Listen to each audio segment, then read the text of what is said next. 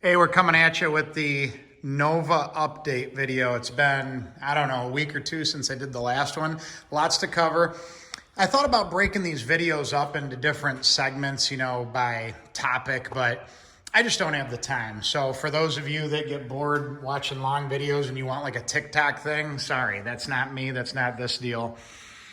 So let's start with the wheels. Oh my gosh, you guys are going to laugh so hard. This is like my fourth set of wheels. And again, trying to make off-the-shelf wheels work on a car that you've changed basically every aspect of the suspension, it's very challenging. If you remember from other videos, I had weld wheels on the car off the shelf. I had several different models of weld wheels, different back spacing, all that stuff. And the reality of it is, these big wheel companies, they're making wheels nowadays that are really just for modern day profiles, offsets, back spacing, dimensions. So if you got a Camaro, you got a Challenger, you got a Mustang, you're good to go. But these old cars, no, they're not really catering to you, and you're pretty much stuck buying custom wheels. It's not so much the money, it was more the time thing. I didn't want to wait for them because I need this car on the ground. I need it rolling so I can get more work done on it.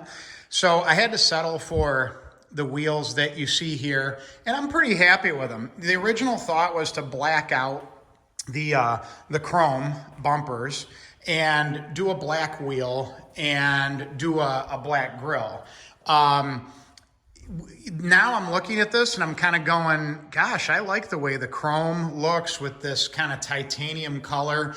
And these wheels are from Holley, and they're the rocket wheels. And the cool thing about them is that they wound up being 18s. I was going to go with a 17. These are 18s. The rear wheel is an 18 by 9. And it happens to have a 5-inch backspace. And as you can see on this Detroit Speed mini tub kit that we did, it tucks right in there really nice, and it's almost just right in the middle of the tub, right where you want it to be. And the drag radial we're going to put on, which is the Nitto 555R, they've been around since, I'm in my 40s. This tire's been around since I've been playing with cars since I was, a teenager, or at least in my 20s. So they've revised it a few times. I think it's a great tire, less expensive than the Mickey Thompson counterpart, and it's offered in a 40 series, whereas from what I saw, the Mickey Thompson's in the 45 series.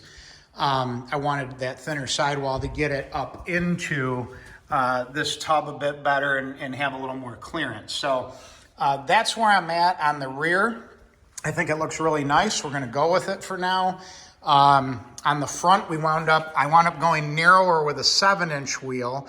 And the reason why I did that, 7-inch wide wheel, 18 diameter. The reason why I did it is we're going to bring our turbo downpipe outside the rail here. There's just really no way to fit it on the inside, and I'll show you that in a minute.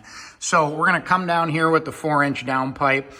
We may have to use a ovalized tube. We'll see, and we're going to just run down the passenger side here, and we're going to pop out behind the passenger door. And I think we're going to have just enough clearance, even with steering lock, to fit that pipe in there. So with the wheels, that's where we're at. By the way, on the front, we're going to wind up with a 205, just more of a street version tire on there, 40 series.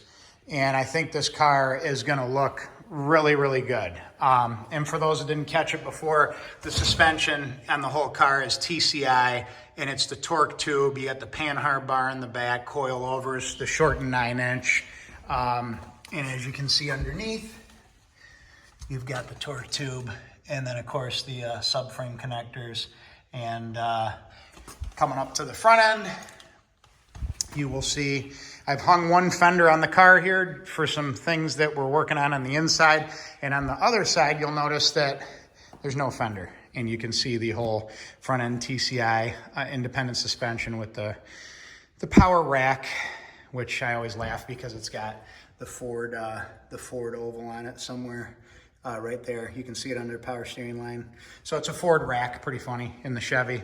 Yeah, into the motor, we finally got the valve lash right. It wound up being a 4.7 push rod. We verified that with the Trick Flow push rod length checker, and with a lifter in a brand new crate engine that's not pumped up with oil. I got to tell you that checking valve lash is very, very sensitive. As soon as you start to tighten down the rocker, you start to preload the lifter because there's no oil behind it. So you have to really, really be careful and be sensitive to that, taking the very minimal amount of lash out of it and not collapsing the lifter at all, to understand what your correct push rod length is. And if anybody has questions on that, feel free to reach out. But we wound up with that stock length of the 4.7 inch push rod for the Brian Tooley Stage 2 turbo cam.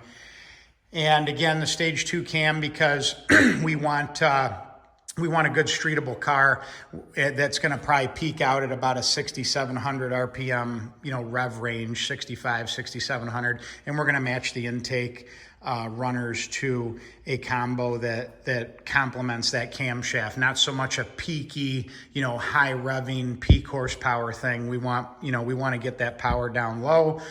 This turbo, and we went over these manifolds before, right? We've got the hooker set up. That's what we started with. And there's the driver's side, right? Driver's side hooker setup. No O2 sensor in it. They don't give you that provision, which I think Holly should rethink that. Holly owns Hooker. Holly Hooker, which I always think that's so funny. But they give you the crossover pipe. Well, I had to buy that kit separately, and that's going to go under the 4L60 trans. You can see how it does that. And you still got some pretty good clearance, ground clearance. And then you come over to passenger side. Well, we didn't like how this dump exits right in this area here. We weren't big fans of that because this car's tight with radiator, cooling fan, pulley drive systems in here. We really wanted to try to stay with this flanged setup off the manifold, and you can see why. On this build, it puts the turbo in a really good position. Now, looking at this the way that it is, this is a 78-75 VS Racing. I'm not going to run this turbo. We're running a Precision 76-75 that's on order right now. We're waiting for it. But it's about the same size as this turbo, which is why we're using it as a mock-up. By the way, anybody wants to know about VS turbos, it looks very nice to me. I did not run it, obviously, but the build of it, the housing looks pretty clean. I know people were worried, oh my God, is there shavings in this thing? It's going to throw them in my motor. It's Chinese made. It's super cheap, cost wise. I'm seeing a lot of nice stuff about this turbo. I mean, it's got a billet wheel in it. But the aerodynamics, the design of it, you're going to be limited with back pressure on this turbo with this engine. VS Racing actually told me that. So you start to get into the higher teen levels of boosting, which would be, 17, 18, 19 pounds. And you're going to experience back pressure that this turbo just won't make any more power, and you'll probably force the wastegate open. So we're going to run the Precision 76-75 on this car. We're going to, and I think it's going to be set up pretty well with the right AR housing, special ordered from them. But in terms of this, I'm mocking it up. The Amazon special here, manifold, which, couple $100 situation. You got an O2 sensor bung right here. You got a T4 flange. It's not a bad piece for the money. And with minimal work, you can make the Hooker, Holly Hooker, crossover pipe hit this V-band flange on the back of this manifold if you wanted to go with this setup. The trick is, what do you do about a wastegate, right? There is no provision on this manifold for a wastegate. Now, you could, jump off of the crossover pipe when you do your fab work here, and you could come over to your 4-inch down pipe, and you could kind of have your wastegate up in this area here, and you could do it that way. You could try to sneak one into this manifold somehow and get a bung on there like the Summit manifold has.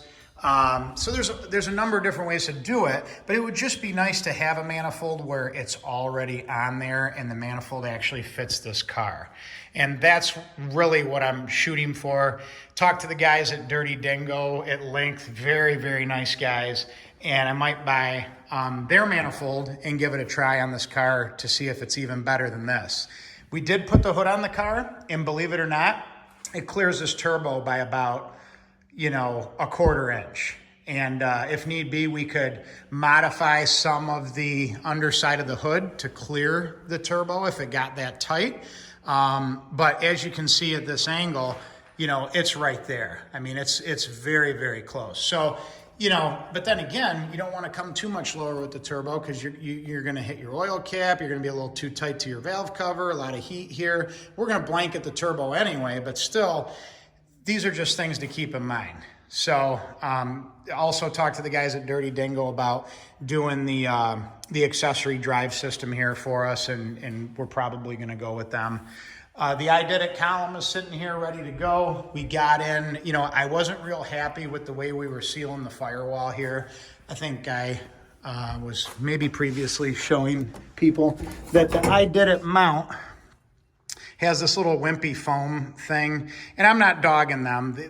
Look, I Did It's been around for however many years. It's a great company, and you know what? It's a Michigan company, so I automatically love them. But this, this mount, they don't give you a boot to seal the column, and they want you to use your stock one.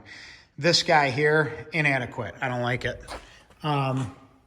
So we contacted the guys down at, and forgive me because I forgot his name, JJ's Rods. Super nice guy, by the way. Runs his own little deal.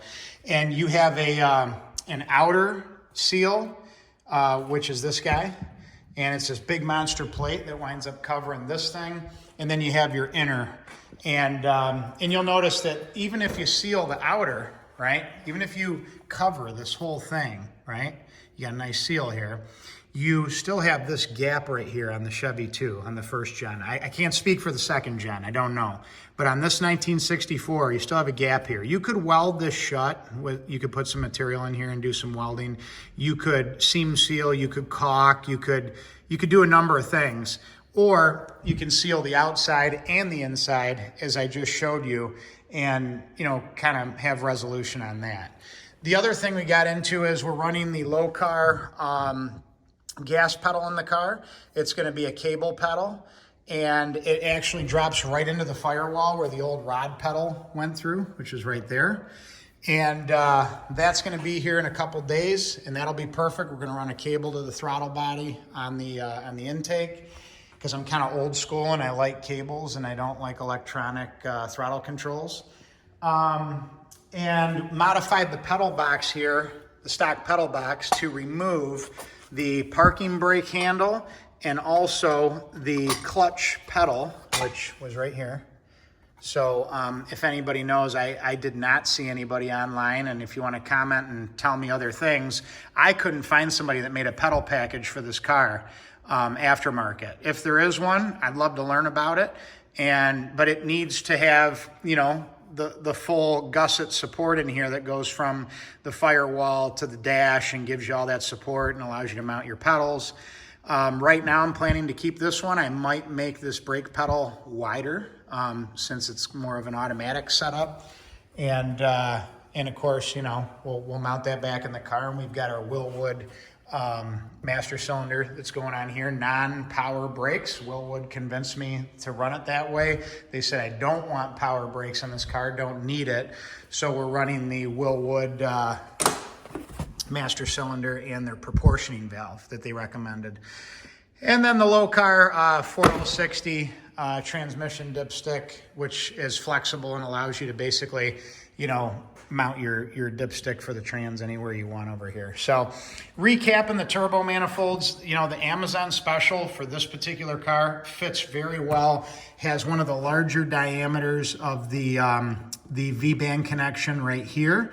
The hooker is the second largest V-band connection coming from the driver's side, and certainly has the largest collector housing heading to the turbo, but probably more fab work and more packaging issues with this setup on the passenger side.